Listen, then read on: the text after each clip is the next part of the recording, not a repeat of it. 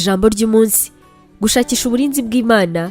Kugira ngo usobanukirwe neza ibi, soma Zaburi igice cya 16 uhereye ku murongo wa mbere kugeza ku wa 11. Abizera bakabaye bakora amasezerano, ariko hari ibintu bitandukanye babanje kwitaho. Icya mbere ni ukuzirikana yuko Imana ifite imigambi myiza mu buzima bwanjye, kandi ikaba yifuza byanze bikunze ko ibyo nakora ari byiza. Ibi ngibi rero bivuze yuko buri gihe niba ufashe umwanzuro wakabaye uza kuyisaba ubufasha aho gutangira kubyikorana. Ibi ngibi rero ukaba uzabishobozwa numara kuzirikana kandi ugafata neza yuko Imana ibyo ikwifuzaho ari byiza byonyine. Rimwe na rimwe ariko siko bigenda, kuko turaza ubundi tugatangira tuti ibi ngibi nibyo nshaka gukora, niba atari ugushaka ko Imana ubwiraza kumpagarika. Zirikana yuko Imana itakubuza na gato gukora ibitari mu bushake bwayo. Ntabwo buri gihe Imana iza mu bibi dukora ngo nirangiza duhagarike, by'umwihariko noneho no mu gihe tutayisabye ubufasha.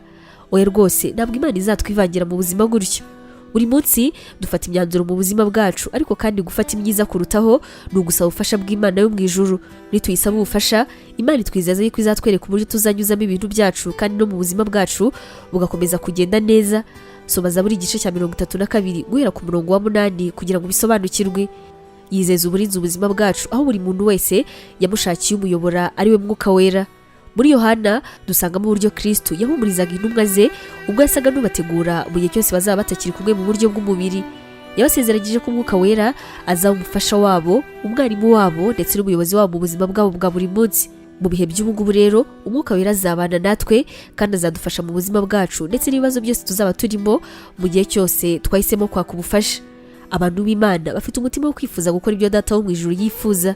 Niba ufite Umwuka Wera, ahangaha unafite umuyobozi mu buzima bwawe ugufasha mu myanzuro yose ufata. Ese uri kwita ku bintu Imana ivuga?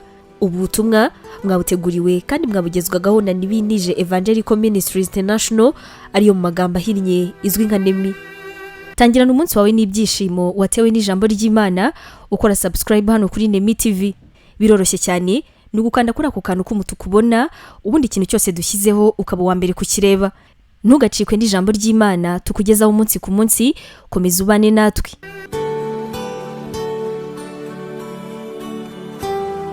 Waba utekereza ko wahamagariwe gukora umurimo w'Imana? Wifuza inyigisho zacu se zisohoka buri munsi zagufasha mu buzima bwawe, cyane cyane zigukomeza mu bibazo? Umva wifuza kwiga ibijyanye na teolojiya ukamenya ijambo ry'Imana, intwaro yagufasha mu buzima? Duhereye kuri iki kibazo cya nyuma, niba igisubizo cyawe ari yego, ngufitiye inkuru nziza cyane. Iyi nkuru nuko tugufitiye ishuri rya teolojiya kandi wigira ku buntu. Mu ishuri ryacu harimo porogaramu zitandukanye zirimo nka Pastoral Studies, aribwo buryo wakwiga kuba umuvugabutumwa mwiza cyane. Tugufitiye kandi Biblical Studies, ariyo masomo atandukanye ya Bibiliya, ndetse na Christian Counseling, inama za Gikristo zifasha gukomeza imitima.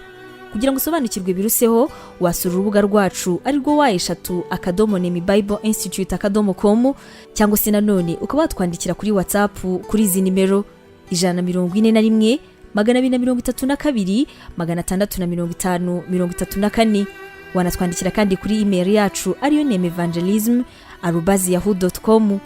Imana iguhe umugisha.